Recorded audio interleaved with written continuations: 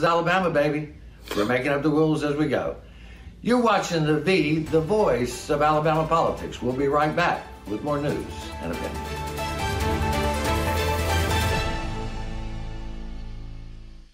I'm Donald Trump, and I love Alabama. As many of you know, there are few issues facing our nation as important as election integrity and election fraud. This is why the people of the great state of Alabama must work together to make it easier to vote and harder to cheat. So get out, register to vote, and get a photo ID so you can make your voice heard and decide the future of our great country. Thank you. What you can't see is that he's wearing hip boots. And I can't find a seconder usually when I propose, but I don't care. I don't need a seconder. My own opinion is enough for me, and I claim the right to have it defended against any consensus, any majority, anywhere, any place, any time. And if anyone disagrees with this, can pick a number, get online, kiss my ass. No representation is made that the quality of legal services to be performed are greater than the legal services provided by other lawyers. I'm Harry Still. You found the Backstory Podcast, the Smokey and the Bandit run. What are we up to, Paul? 118?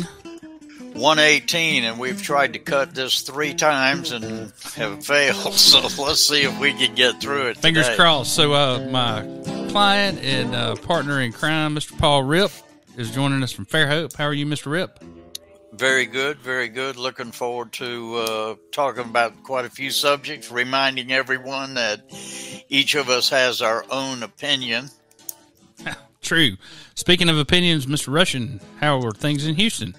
They're chilling out a little bit while things keep heating up in the coldest part of the world. Paying attention to what's going on in Eastern Europe and in Russia and other parts of the world, because I know you're not. So any questions you got, feel free to contact me. Let me know. Russian Interference LLC, worldwide headquarters here in Houston, Texas, is ready to take your questions. So you guys saw the intro. You know who the Alabama political reporter is, and you know who Bill Britt is. So, what do you think about the Secretary of State spending public dollars on a poster like that? Well, here's the thing. It's an election. It's a voter registration drive. It appeals directly to, sadly, an overwhelming majority of Alabamians. And if you're putting an election poster up, you can put Lady Gaga on it if you want, or rock the vote stuff. Anything you want on an election poster, as long as it's in good taste. Well, to the people of Alabama, this is in fantastic taste. So while I see the partisan BS that comes with it, I also see through the whole, well, let's pick and choose who we put on voter registration stuff. Because when it comes down to it, it's how you get people to the polls. And that's just how it's done. There's nothing illegal about it. It's not even really immoral. It's just gross. Tasteless. Okay, well, here's what I think. If you want to get people talking about registering to vote, this certainly did the trick. Do you agree? I mean, yeah, that's what I'm saying. I mean, you're the point of any kind of voter registration campaign is to generate buzz, and buddy, they sure did it for the glorious constabulary of Alabama. Okay, well, here's the other thing. So to counter, and I didn't know that. Did you know Jimmy Buffett was an ultra liberal? I mean, I knew he liked to smoke pot and fly his airplane around high. Yeah, but I met Jimmy Buffett in the early 80s. Okay, Paul. So Jimmy Buffett is a take no prisoners businessman. Now, whatever his public persona is, you do realize he owns he's a very successful business person, right? Oh yeah. Okay, yeah. And as well as his sister, right? So anyway, I'm just saying the comparison. I mean, I have no idea what Jimmy Buffett is politically, nor do I care. Other than he's, I'd like for him to endorse me. Of course, I don't know what his politics are. Either way, so I think that speaks to what I said before. It doesn't matter who it is. You get them on a poster and you get people to the polls. That's what it comes down to. Right. Yeah. So Alabama considers ending requirements for concealed carry pistol permits, and this has touched off a firestorm. Of course, my pistol permit has expired, and they sent me a nice email to remind me. All of the sheriffs showed up and, encouraged. Now we've talked about this before. From my perspective, this is nothing but a revenue stream for the sheriffs, and I'll make my point here in just a second. So, this is a new bill that has come out of the, I guess this is an amendment to the bill from Tom Whiteley, the chairman of the Judiciary Committee. And basically what they did was they set up a special fund. They're going to put $5 million in it. And if the sheriffs happen to lose any money because of this, they'll be reimbursed out of these funds. Oh my God! So they're holding $5 million. I don't know, but it's a miserable.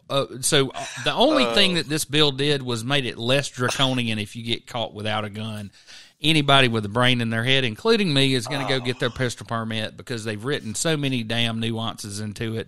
It's not worth your time. If you're gonna carry, you should go get a permit. Right. So anyway, speaking of revenues, I'm sure everyone's heard about the city of Brookside, but also I thought it was interesting that they were patrolling social media and threatening the town's critics. Does that sound familiar to anybody? Oh yeah, that sounds quite familiar. Yeah, so they're trolling. They're trolling us. So the dark roots of policing for profit and what to do about it. There's a series of articles on AL.com. The tiny little town that's the legal black hole. There's millions of horror stories, or thousands, that have come out of this place. Let's not leave out jail town Baymonette there. They're going to have a 930 bed jail. So 930 beds. So that's like a 1,000-room hotel. So the town of Summerdale writes more than 4,000 traffic citations per year. Y'all ever been to Summerdale? Right. And, we talked about this before. There's a caution light. Right. Well, we talked about this before, too, Harry, that if you're operating a speed trap like they obviously were doing, then it's unfair to blame entirely the police. The mayor, the judge, municipal judge, and the municipal attorney all knew what was going on.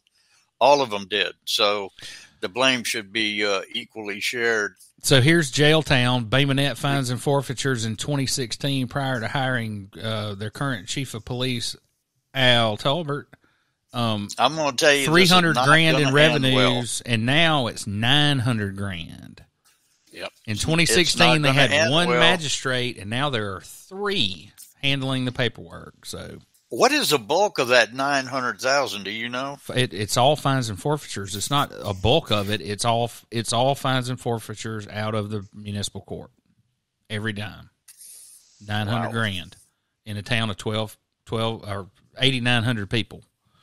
Dang, man. So Ball County's officials have broken ground on the second phase of a $65 million jail renovation and construction project in Baymonette, according to Sheriff Huey Mack. It will increase the capacity from 650 to 951 and modernize housing, the docket room, and the master control room. It was funded by a pair of bond issues. In other words, we borrowed the money. Also, there's not one single social program whatsoever to try to help people from getting incarcerated. It's all going to be incarcerated. Is it? Funding the pipeline to jail. Funding the pipeline to jail. Cottage industry, just like the family court. Well, so just like the ankle monitor. So, Raines, please don't give away the plot. At first, police officers thought someone was shooting at them, but that turned out to be a mistake, and instead it was a desperate cry for help. Police say a man in a wheelchair fell and needed assistance. Police say he didn't have a phone, but he did have a gun. The man, in his 60s, fired the gun several times until the chamber was empty. To call for help is really a last resort. Police say they happened to have officers in the area at the time of that shooting, and they thought the shots were targeting them. This, though, just wasn't the case. Well, it just so happened that there were officers in the area who thought they were being shot at from the house, because one round of shots that he fired from the house, there were actually officers on the next street over doing something else. So they thought they were being shot at. At that point, they surrounded the house, made a perimeter, and that's when multiple agencies got involved to try to make multiple agencies. And police say the man fell and had been on the bathroom floor at least 24 hours. Please tell us. All right. Well, just another example of how elevating standards and training can prevent things like this. I mean, how long does it take to ascertain that a man's on the ground in his house in a wheelchair and used a gun to signal the cops? 4 hours. 4 hours before they sent their robot in with the phone. You had to wait for the major crimes unit to show up and the Baldwin County Sheriff's SWAT team to show up because police aren't trained well. They aren't trained right. God he wasn't shot. So listen, man, I live in Daphne, and this went out on the 6 o'clock news that there was a standoff over here on Pollard Road, which you know where that is, Paul, right next to the YMCA. Yeah. It cuts back around behind my office and everything, right? Right. So we're sitting here going, oh, my God, what's going on in Daphne? Well, it turns out that it's some disabled man who had been stuck in his bathtub, and anyway, I thought about putting him on, but anyway, he, you know, you could tell he was honestly calling for help. This wasn't nobody else lived with him, and he fell over in his cell phone somewhere else. Right. Okay, so on to the State House. And put your boots on. Yeah, put your boots on big time. So Greg Albritton has proposed a new plan for gaming in Alabama, an Alabama lottery, 5 casinos handpicked by him, and sports betting. So guess where the 5 casinos are? Oh, well, I don't know, but so the Porch Creek Indians are going to get to build another one at somewhere in Jackson County, northeast Alabama. We're not sure where yet. And then, of course, the one down here in Escambia County will be one of their locations. Wetumpka will turn into a full-fledged casino. And then that leaves Mr. McGregor's track and then the Birmingham Raceway. And there's maybe they're going to do something. Isn't there a Greyhound Park in Mobile? I don't know about Mobile. They hadn't raced dogs at that park forever. I didn't think so. So anyway, it's going nowhere that Maritime Museum, that's where they ought to put it. So listen, man, realistically, they don't have the legislative days to get this thing done. No, I think it was just a ploy. So one of the things that I've been keeping an eye on, and everyone who lives in Alabama should be in favor of this bill, is SB 24, child custody parenting plan required in all cases, court-established plan in certain cases, and remedies if there are violations of said plan. I can tell you our judges are overworked, and this sometimes you end up with unintended consequences and harming families because, well, let's just say there are lawyers involved. Because you're understaffed. Right. And as well as it might be meant to mention that the district judge is wearing a circuit judge court hat when she was elected to the district court. That might be a problem. No doubt. So, some medical cannabis news. You know how we're all worried about protecting children. So under existing law, an adult woman who qualifies as having a specific medical condition is eligible to lawfully obtain medical cannabis.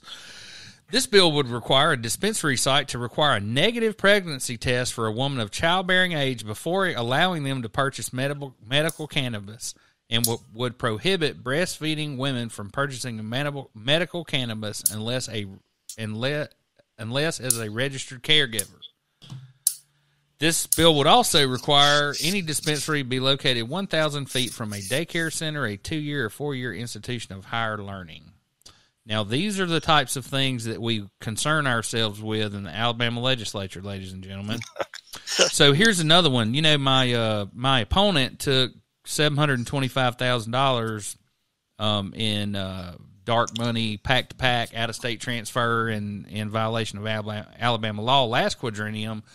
And apparently, under existing law, it is unlawful for one political action committee to transfer funds to another PAC with but limited he got a exceptions. pass from the Ethics Commission. Right, but this is a different animal here. This bill would authorize a county executive committee PAC, like the Baldwin County Republican Party, to accept contributions or transfers to another county executive committee PAC or the state executive committee PAC. So if Baldwin County raised a bunch of money and we didn't want to support anybody in Baldwin County, we could transfer it up to the state, and then they could transfer it to Hale County or wherever it is that we need another vote. Right.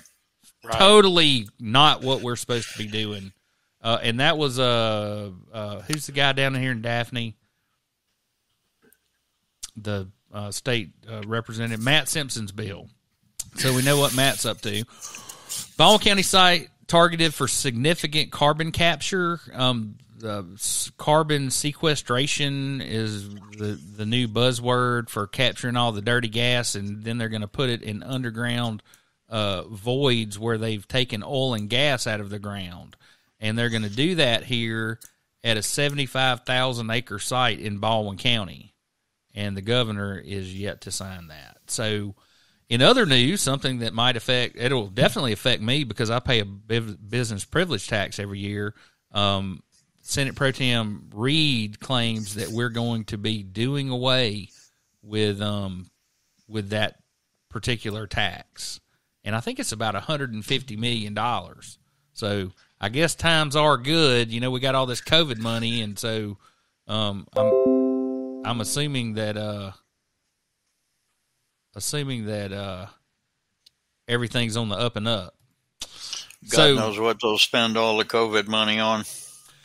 So along the same lines of budgets, House considers record Alabama education budget, teacher raises, all that kind of stuff. And this was no surprise because the governor told us she was going to do all this in her State of the State address back in January. Right. So we're talking like $8.2 billion for education. Yeah. So Buzz Jordan is running for Mobile County District Attorney. I will just say that he would not have my vote if I could vote over there. 79.3 million infected in the U.S. with SARS-CoV-2 with 960,131 deaths. If we reach 1 million, Fauci gets a free set of steak knives. Oh, come on, man. Hey. Come on. Hey, it's time for the Rip Report. You get to drive now, man. Well, we've backed up and missed a couple of lanyards. I hope everybody does follow lanyard. They're about the only media that's doing any investigative reporting whatsoever in the state. And I know sometimes they may think it's in vain, but lately they've just been hitting it out of the park. One of the recent ones that the former Prichard Water Board manager is held without bail on aggravated theft charge. This is by Gabe Times, called Material Girl. It was the cover story last week and reads like a complete horror story, like everybody in management was stealing money one way or another, and then splurging it on it with Gucci bags and gift certificates of $500, awarding it to themselves and everything else. However, you know, this didn't come to light and it didn't really break until Gabe wrote the first article. And it does make you wonder what it takes for an investigation to be launched. Because we've seen, you know, the executive director of the Ethics Commission, the University of Alabama story, the straw man story. So you never know what is going to really catch. But this is the epitome of corruption right here.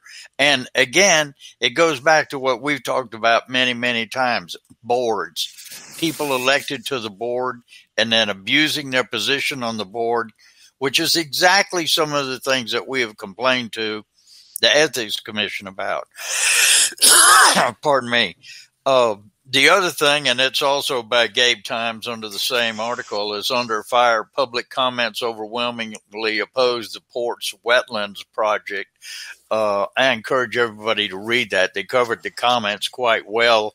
And there are some people, very, very educated people that chimed in with some extremely important things that should be pointed out.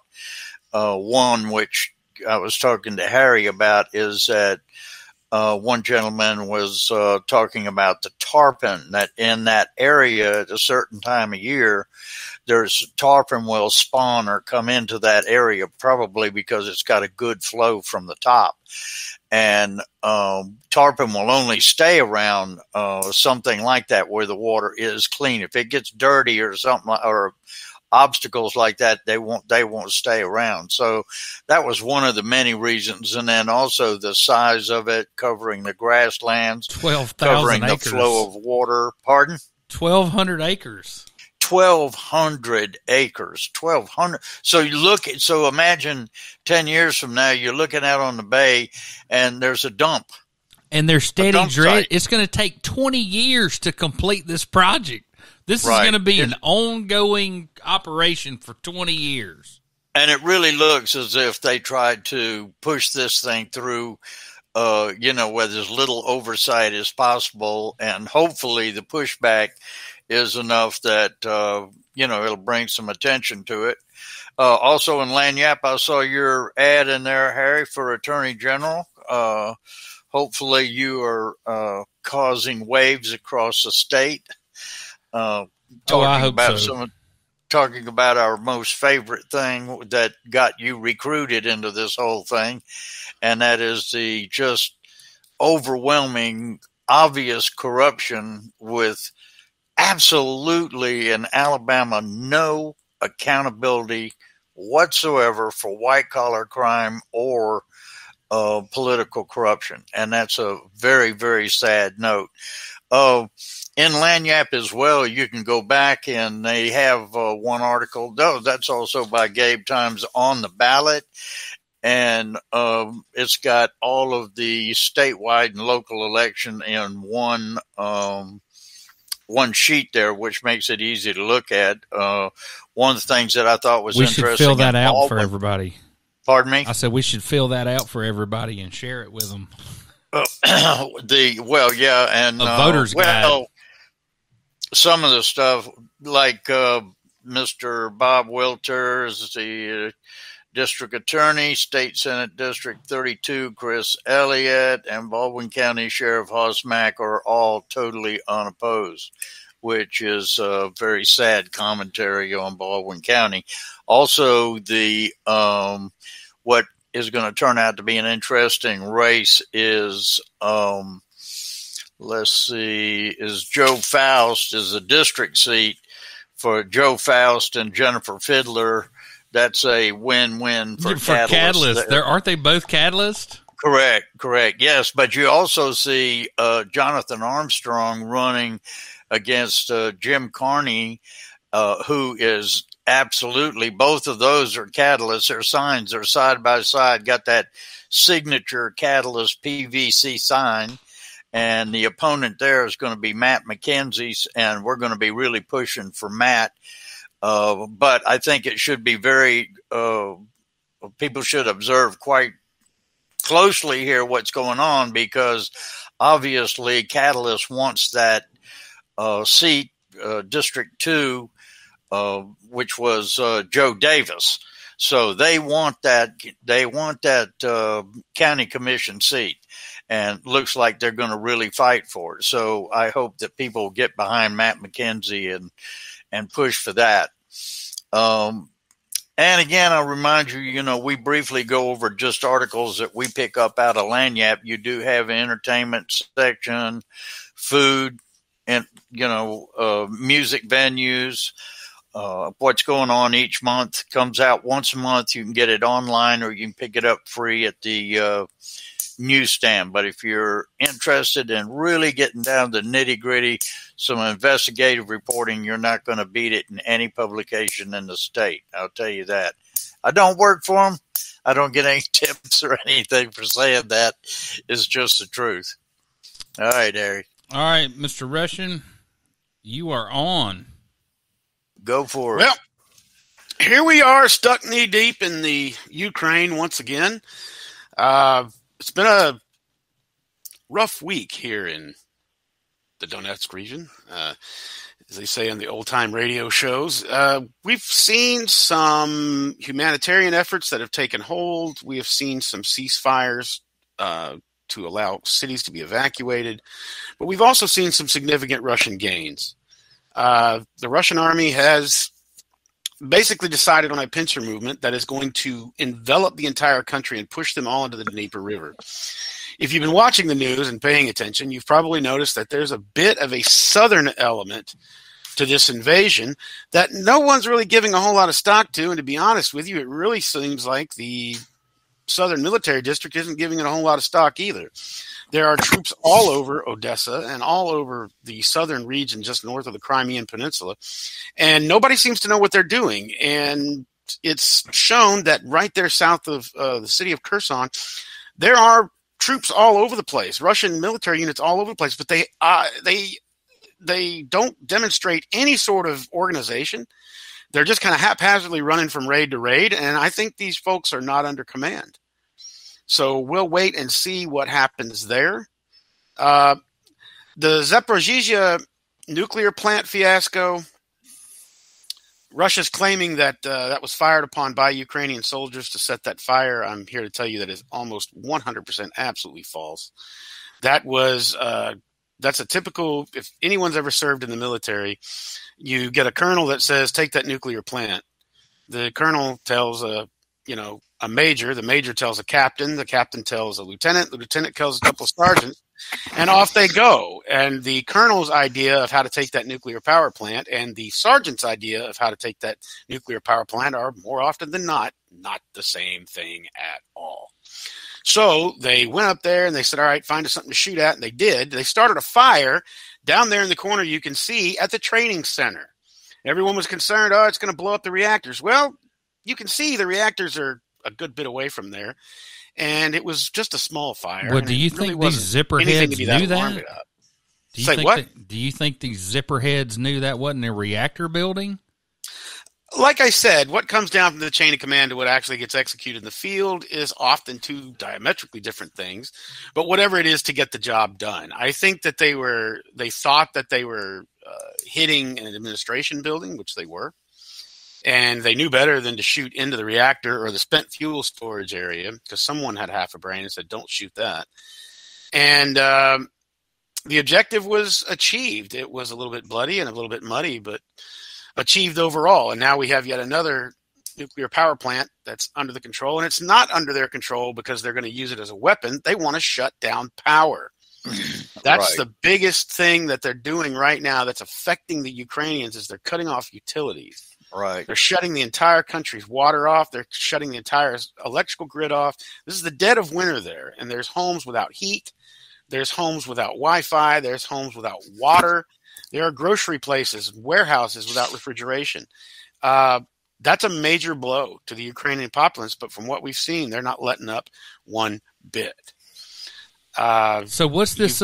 What's the Foreign Legion? How do you join the Foreign Legion if you're 25 and just got out of the Marine Corps? It's actually brutally simple. If you've got the plane ticket, they'll take you. Yeah. But you're conscripted for the whole war. You can't leave when you want to. You're under orders. That's right. That's if you're serving in the Siolikovi region, Legion. And that's you actually enlisting in the Ukrainian army. You can still go over there and sign up and get a gun and get part of the defense of Kiev. Right. Or whatever. Right. I mean, you can do that. I wouldn't advise any American citizen going over there. If you don't know the language and you don't know anything about the two armed services that are in conflict of each other, I can tell you right now, don't go. I've seen some Brits that have gone. I know some Americans have gone over there. I'm not even going to come close to divulging how or who, but it's not a good place to go. It's not a good place to go. I reiterated that when there were people trying to go join the YP in Kurdistan, to fight with the Kurds against ISIS. I advised against it. It's a bad idea. You're not going to get paid. You're probably just going to be a guy made a really good social media post, said, don't go over there because you won't be a hero. You'll just be a 1-minute footnote in someone else's war story. Mm-hmm. So don't give your lives up senselessly. Don't go over there because you're drop me and my buddies with a 12-pack of Busch Light and we'll clear up the whole thing. No, you won't. You'll freeze to death because there's no infrastructure to support you. You won't have clothes. You won't have food. You'll have to scrounge everything on your own. And you'll be seen as a common thief. Hemingway would have gone. If Hemingway were alive, he would have gone. So Rushin. Sure, Hemingway would have gone, and nobody would have killed Hemingway because he's Hemingway. They'd have captured him, took him home, and made him write books for the proletariat. He was an ambulance driver in World War I. Correct. But it's who knows? Do you have any idea what the Ukrainian army's rules of engagement are? I don't know, but he went back and covered the Spanish Revolution and all that kind of. I mean, not with a gun in his hand, but I mean, he was in harm's way. I'm just saying, there's something going on. With a gun in his hand. Do you know what the Ukrainian army's rules of engagement are? Shoot everybody with a gun in their hand? No, they have rules of engagement as to we don't shoot civilians, we don't do this, we don't do that. If you go over there, you don't speak the language, they're going to hand you a piece of paper that here's the ROE, and it's in Ukrainian. Right. And if you're in a group of people that don't speak English, that only speak Ukrainian or maybe Romanian or Slovak, they're not going to be able to tell you, and you're going to end up getting arrested by them because you murdered someone. Anyway, we're not going to convince anyone one way or the other to go or not go. I was just wondering what the procedure was. That's absolutely true. So Russian Central Bank urges calm amid rush on, and that was just a few days ago. Guess what's happened now? Visa, MasterCard, suspend operations there. Netflix, and I think this is the number one thing that's going to get people out and on the streets is Netflix has been cut off in Russia. Well, just a few hours ago, McDonald's and Starbucks announced they're closing all their stores in Russia. And then, of course, we have a huge refugee crisis. Like a day ago or so, I heard that the economy had crashed to the tune of $300 billion, and that was several days ago. Putin now is threatening that if a certain degree of sanctions are, still held upon him, he's going to look at it as an act of war. So now he's wanting to change the rules of what he started, I think the sanctions are going to take its toll. Now, what is going to be the human cost, I don't know.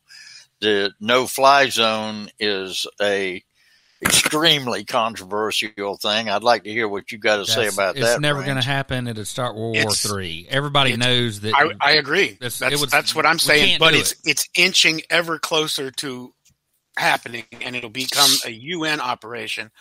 And the UN, as everybody here knows, does not have a great track record for not fucking things up. Yeah, that's so.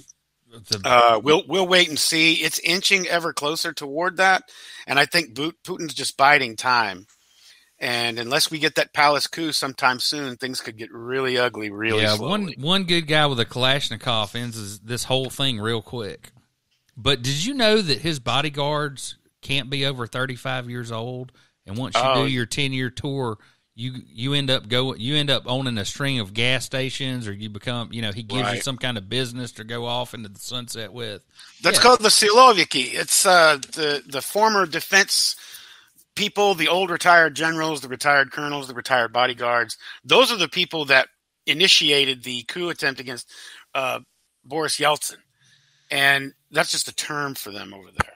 And Putin has absolute control of that because he has controlled his personal guard and the National Security Service for so long. Putin did a Ron DeSantis years ago. You may have forgotten. He created his own National Guard of 400,000 men that are basically his personal army that live in and around Moscow. Do they have brown shirts? No, they're Spetsnaz level special forces guys. Oh, and they're basically, hey, if you've got a kid that doesn't have a job, send him to my personal guard, and we'll make a special forces operator out of him. And he's got control of them. That's kind of the palace guard, as it were, but they're not nearly as loyal as they used to be. But Putin learned a lot from his tenure in the KGB, and he knows the, you take the Lazar Kogdanovich handbook out and say, this is how you run a country. Lazar Kogdanovich was it him? He was the head of the NKVD under Stalin. And also the propaganda machine. He has an extremely good propaganda machine. Of course, it's that much stronger when you stifle every bit of media or communication, and yours is the only one that they're listening to. The neighboring countries have been fed the same type of propaganda, But now I believe the realization is starting to dawn on a lot of people, because you can't just completely cut off the coconut wireless. People are going to find out one way or another, I think they ought to let Netflix go back in, but the only thing you can watch is reruns of the Battleship Potemkin. Yeah.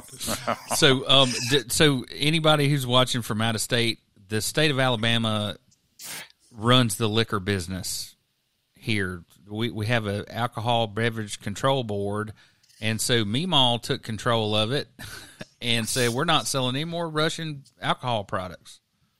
How about that? And of course, they've been pulled. That she was just one of the first ones to do it. Is why I'm giving her a little bit of credit. And so this is a twofer story. You're going to love this one, Rain. So last year they made it where you could have home delivery of alcohol, right? So guess what the problem is? The ABC board hasn't issued not one license to one person to do it. So this time, this legislative session, there's a new bill afoot to make it where the ABC board can deliver alcohol to people at home. Isn't that nice and cozy? And only not only them, but all these people that have applied for these permits and they've been denied, or they just haven't been approved. They haven't been denied. Right. They're just hanging out there in the ether. And so there's talk about doing a lawsuit. But here's where it comes in, Mr. Ripp. How do you make the state follow the law? You can't. You can't, and we're going to get to that here in just a minute. You can't do it. So I want to talk a little bit about my opposition research budget. So my opposition research budget is that I can get in my car and travel to places and listen to my opponent speak, okay? One of the things that I have not heard him talk about, he's talked a lot about Joe Biden. Everybody seems to be running against him, but actually he's running against me. This is a article from, I think it was yesterday. A barrage of gunfire at Birmingham intersection leaves 1 dead, 1 hurt. Victims found in driveway of Fire Station 18 in Birmingham. Then another Birmingham article from last week. We are 100% fed up. Police chief, mayor addressed 8 teens have lost their lives to gun violence in the Birmingham area in the first 7 weeks of 2022. You see what I'm getting at? It's their violent crime is 2021, we had the most homicides in Mobile since we started counting dead people. Right. We have a violent crime problem. Right. That's a violent crime problem, and most of them are using, Harry, guns. Sure they are. Well, I mean, they're using guns. I couldn't agree with you more. They're just rampant. There's more guns than humans in the United States. That's pathetic. No, we love guns. I love guns. So, anyway, my website is h3forAlag.com, and this is what it looks like, and you can scroll down and read all the issues and that kind of stuff. So, to my point, Mr. Ripp filed a writ of mandamus against the Ethics Commission, and I will just simply read you the preamble to the order, Mr. Ripp. Plaintiff Francis Paul Ripp petitions this court for a writ of mandamus to the members of the Alabama Ethics Commission, compelling them to reopen and reinvestigate 3 ethics complaints the plaintiff filed. Plaintiff seeks to compel the Ethics Commission to reinvestigate his complaints without any input from the director of the commission. Remember, they left his name out, I guess, for courtesy purposes. That would be Tom Albritton, executive director. Before the court is the commission's motion to dismiss filed on August 3rd, 2021, and supplemental motion to dismiss filed on December 8, 2021. Plaintiff filed a response in opposition to the motion to dismiss on October 18, 2021, and the court held a hearing on all motions on December 13th. The court finds that the commission's motion to dismiss are due to be granted. So you can't make a state agency do anything that they don't want to do, Mr. Ripp, and it costs you a great deal of money to find that out. I'm very sorry. Well, it just proves that that there's no accountability, no transparency. You can't go to the Attorney General, who is representing the Ethics Commission, who, by the way, let the Attorney General off on the pack-to-pack thing, and now ethics wants the same thing in return, it looks like. So, I mean, they bounce the ball around without ever looking at. Yeah, so I need to explain that to people. So not only is the Attorney General the top law enforcement officer in your state, he also represents entities like the Ethics Commission in civil action. So the absurd thing is Mr. Albritton and the Ethics Commission were in fact being represented in circuit court by the AG's office. There were 4 of them. You can't make it up, I'm telling you. And of course, they're the one that, so last quadrennium, when my opponent took $725,000 of illegal money, the former Attorney General Troy King filed an ethics complaint, and the Ethics Commission came down 3-2 and said, "Oh, we don't have enough evidence to move forward." And when I read the decision, I said, "Well, was somebody supposed to file an affidavit contemporaneously? You know, what exactly? What about $725,000 isn't enough evidence?" You see what I mean? Right, exactly. And so what then kind when of evidence do you need? So then when the Ethics Commission finds themselves in an ethical dilemma, the Attorney General shows up and represents them and has the case tossed. Right. Okay, but just so we're all on the same page. Municipalities, city and municipal managers, and even lawyers that are filing complaints especially can't count on them being heard at all. They might as well just not file a complaint. So I want to make it abundantly clear to everybody that I'm not an establishment candidate, although a lot of people may know who I am and I may have been around for a long time. I think one of the things that concerns me gravely is this article that Gabe Tynes wrote about the Administrative Office of Court's attempt to conceal a contract they claimed contained sensitive information about critical infrastructure. Oh, yeah. And they refused to give them a copy of the contract where our former Lieutenant Governor Steve Windham, who is the most powerful lobbyist in Alabama, is that an understatement of the year? He is the lobbyist in Alabama. Yes, and he has absolutely. a no-bid secret contract where we don't even really know what his revenues are, probably upwards of $100 million over the past 10 years. So just a couple of things that the Attorney General might want to look into, and I think I'll probably get around to that first thing. There have been I'm not here to axe grind, but there have been some cases that affect my clients, okay? And this was an article that Gabe wrote called Ward of the State. Plaintiff claims probate court complicated controls of his father's estate, and then when we brought it to the court's attention, they threw us out of court. And Mr. Ripp, I think you were around for that order. And right. This is where the judge reversed himself. The court entered an order on June 8th directing certain actions to be undertaken. Well, that certain action cost my client $5,000 to go hire a forensic accountant and do the accounting that he was ordered to do. And you'll see later on,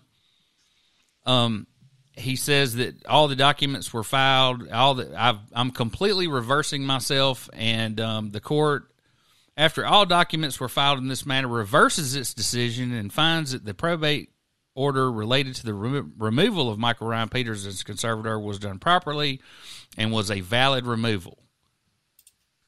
Mr. Peters never got a hearing, did he? No, he did not. And if you can imagine that on June 4th, Mr. Coons filed a temporary conservator's petition for final settlement and payment of cost.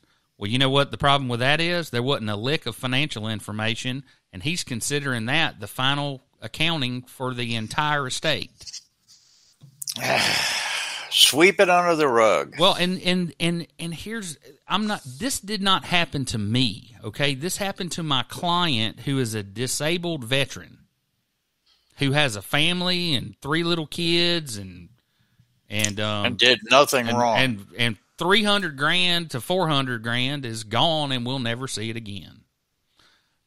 So back to your point, the Mabel Amos Memorial Scholarship Fund, Alabama Ethics Commission Executive Director Tom Albritton's children received another $15,000 in tuition payments from a charitable trust upon which he serves as a board member, bringing the total amount of the trust that paid his kids' tuition out of state to the University of Texas, by the way, to $120,000. The executive director of the Ethics Commission, who also is an attorney, is doing this. In addition, Lanyap has learned the trust paid $45,000 in tuition costs at Southern Methodist University for a child of a Covington County Circuit judge and former law partner of Albritton's. You see how this works? Man. So, anyway, Ms. Mabel Amos was the first female Secretary of State for the state of Alabama, and she lived to be 100 years old. She died in 1999, and she left this land, and they were supposed to manage the timber and cut it and take the money and give it to children in the area that were needy but had above-average IQ. And when I went to Conecuh County stumping the other night, of course, that was kind of I used to be the county administrator up there, and I knew many people in the room, and I started with this story. And I said, did y'all know that they found oil on this property? And they said no. And I said, well, did y'all know $100 million worth of oil and gas has been taken out of the ground, and that 12 to 15 has been given to this scholarship trust? Have any of your children received a scholarship? And you could have fried an egg on those people by the time they got out of there. So, well, let's hope that created some waves down there. Well, yeah, but I mean, this is the guy. So, and it's like I told him. I said, when I was here, you had a totally corrupt sheriff, and the district attorney was a miserable alcoholic. And I don't know, I'd say at least some of my commissioners were known to do things like pave people driveways or do things like that. Now, I never got any proof of it, but, you hear stuff when you work there. So, anyhow, and everybody in the room was shaking their heads, agreeing with me. And I said, but you know what I always had? I always knew that I could call the Ethics Commission or the Attorney General's office and they'd come down here and do something about it, right? Not anymore. Well, not anymore. And that's why I'm fed up, and I'm running, and I put my name on the ballot and put my own money up, and I'm running for Attorney General because of this stuff right here. So, y'all pay attention, people. Does everybody realize that our former Speaker of the House, who owns the Auburn Radio Network and is a multimillionaire, is sitting in Lee County Jail right now? He's in the jailhouse. No. And when you are in the jailhouse and you are making phone calls, those are subject to be recorded. So there are hours and hours of our former speaker allegedly speaking with members of who are current members of the legislature, trying to get them to change the law so he can get out of jail early. Our Attorney General, here are the files that he has released. Right? They're all redacted. And then most of them haven't been released at all. I promise you I will put that on YouTube. So anyway, I've been around the state a couple of places. I was on 93.1 in Montgomery, and you can go listen to that podcast if you'd like to. And this is just some more of my propaganda about where I went to school and my bona fide. And then my campaign promises to take a leadership role in prison construction, reform law enforcement from the top down, starting with the Alabama Police Officer Standards and Training Commission, sensory training statewide, non-lethal equipment to all departments in the state, designate a GO team to investigate every officer involved shooting in Alabama, bolster the public integrity unit, review all ethics complaints since Mr. Albritton was put in charge of that, and look into some other things related to local law enforcement using databases to keep up with people who aren't criminals that might violate our constitutional rights. Release the recordings of former Speaker Mike Hubbard. Take a leadership position on medical cannabis licensing. I don't know if you guys know what's going on with that, but basically, if you aren't paid up with the right lobbyist, you ain't gonna get a permit. Is the word on the street. If the people of Alabama decide to permit gaming or a lottery, I will ensure that we create a gaming commission with respectable appointed officials. We don't want a repeat of Mississippi. Take a leadership role in replacing our state constitution, home rule for county government, and reform the court of the judiciary. And I could talk about both of those issues for 2 hours apiece. Investigate unregulated private sewer utilities in Alabama. That hits kind of close to home, doesn't it, Paul? Yep. Champion the Alabama Accountability and Transparency Act. Review all no-bid contracts with the state, starting with Alicourt, and support the right of the citizen of Alabama to carry firearms concealed, if not prohibited from doing so by law, without a permit from your local sheriff. Unfortunately, the legislature and the business council got in there and screwed it all up, and I for one, am going to get a permit. And, of course, I've been around here and yon, stumping and talking to folks, and then there's just some pictures of me and my girl and my dog. And if you want to know where I spent my childhood, you can go watch America's Amazon. You know why I'm so spry for being such a large fella. You don't make it past 6 years old unless you can hop over an alligator and a water moccasin. And we don't want to cover 1,200 acres of it with sludge. No, we don't. Right. And there's my little camp. If any of y'all find yourself on Aiken Island and need to get out of the rain, of course, there's a no trespassing sign, so get your ass off my porch when the rain stops. And so that's the end of our podcast, gentlemen. I certainly appreciate your time. Do y'all have any parting thoughts besides prayers for Ukraine? Well, I think go ahead, Paul. Brent. I just hope that people will understand that what's going on in Ukraine does not involve thousands or tens of thousands of people. This is millions of people that are going to be displaced, lose their homes. It is going to be a horrible, horrible situation. Hopefully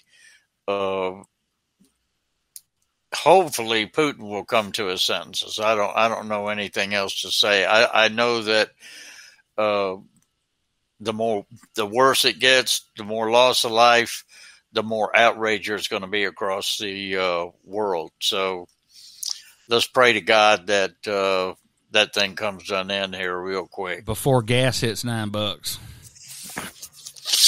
Well, that's before gas hits Kiev. Yeah, right. That too. That's right. So on a parting note, I would say that while you're paying attention to Ukraine, as you should be, please don't fold over the paper without reading all the headlines. There was a little bit of joy today because the Senate and the House, in a massive bipartisan flex, passed a bill to overhaul the United States postal system, which was run absolutely into the ground by Postmaster Louis DeJoy. That's going to go to the White House to get signed. It has multi-faction, bipartisan consent. Everybody knows we've got to fix the mail service. And that's happening today. And so make sure you're reading something besides the front page of the newspaper. You're right, has always got good stuff, but keep an eye out for the good stuff that's going on in our country, which is still great. Also, the first January 6th rioter was convicted in court unanimously yesterday after a 4-hour deliberation. Convicted on all charges, is looking at a possible sentence of 45 years. Won't get near that much, but watch for the plea agreements to come out of the woodwork now after they see that they're going to put the shackles on somebody for quite some time for the charge of contempt and attempt to disrupt the election. All right. Well, I'm going to leave y'all with some words from some people who died. And they're probably all going to die because there's no way that these people are ever going to live under the Russian boot again. I'd say at least half of them. They will not go back. They won't, and I don't blame them. This powerful $99 drone is now available in the U.S. This is an extremely high-tech 5,000...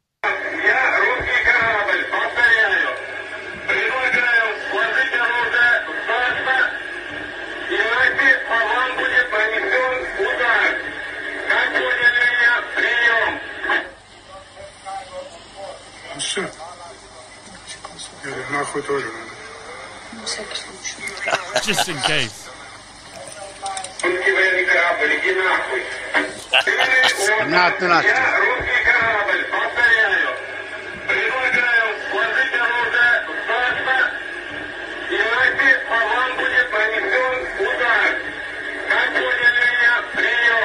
Ёб твою мать! Все. Нахуй тоже надо. На всякий случай. нахуй.